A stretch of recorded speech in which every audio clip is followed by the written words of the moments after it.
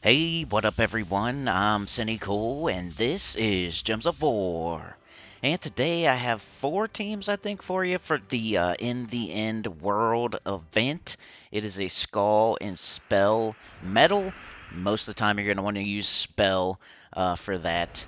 Restriction was purple, like, can't remember the typing, but it was like a generator and something else.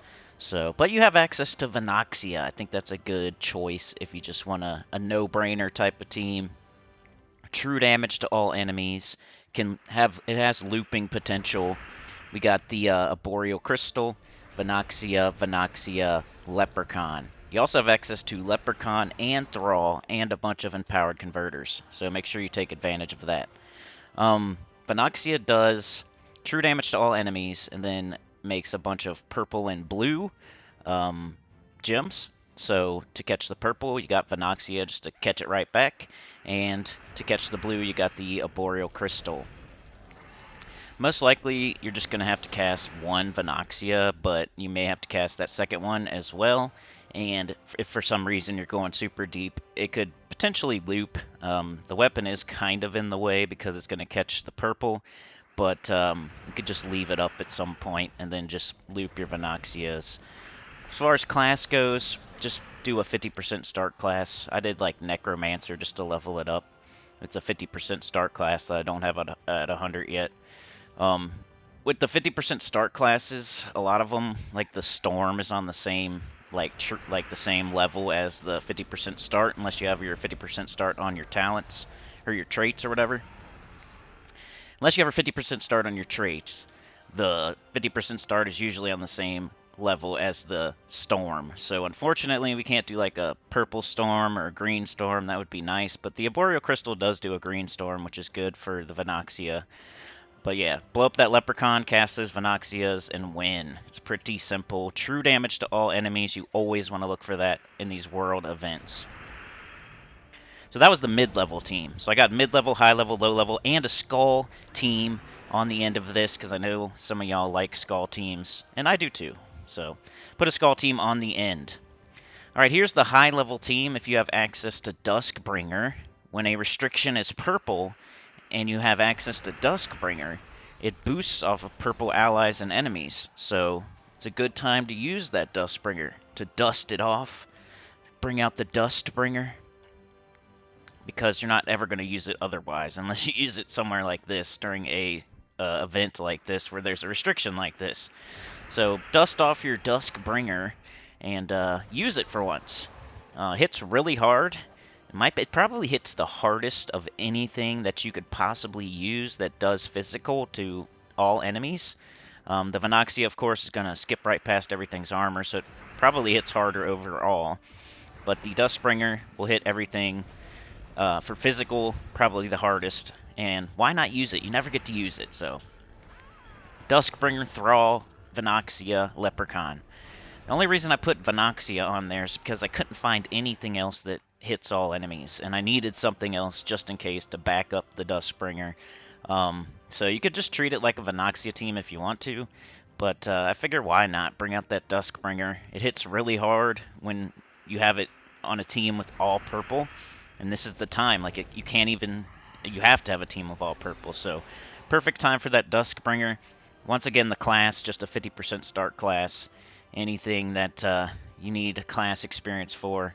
You got Leprechaun and Thrall, the two best mana generators in the game.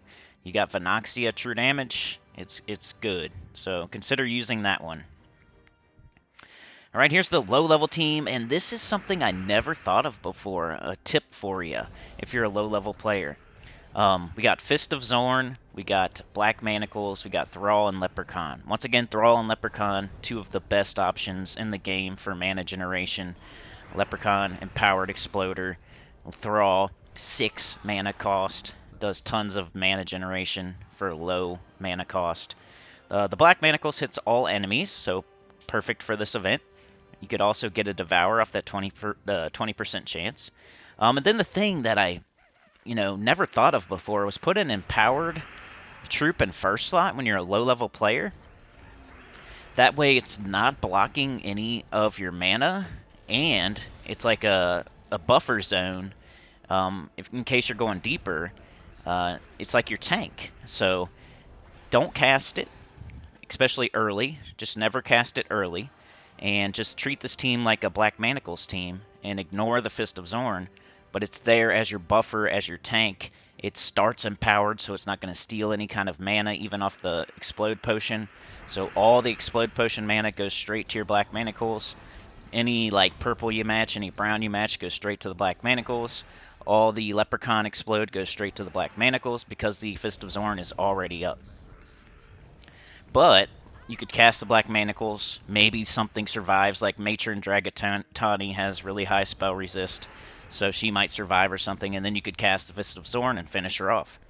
So you could cast that Fist of Zorn, but I would recommend doing it later on, so it doesn't steal mana from your Black Manacles, the purple.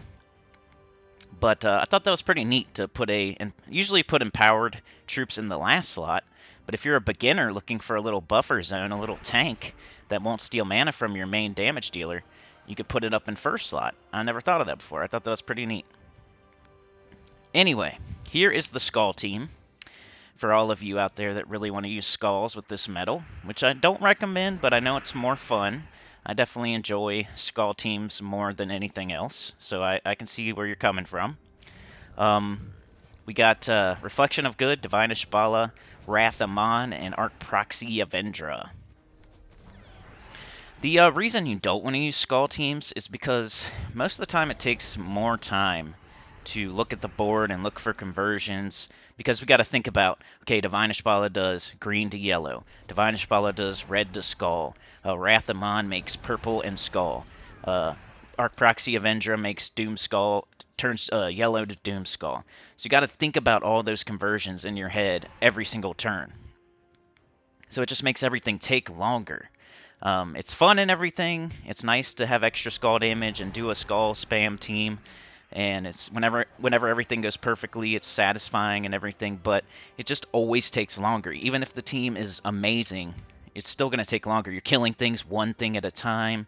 So on top of having to remember all your conversions and look for all of them every single turn, you also are only killing things one thing at a time. So I always recommend true damage to all enemies, or any kind of damage to all enemies whenever you have a spell damage medal. But if you want to use Skulls, here you go. Everything on this team is Divine. Divine Ishbala turns green to yellow, and then Arc Proxy Avenger turns yellow to Doom Skull. Wrath Amon, a bunch of purple and skulls. That works out sometimes too. So yeah, the Reflection of Good, just cast it on yourself so you can get that barrier and all that.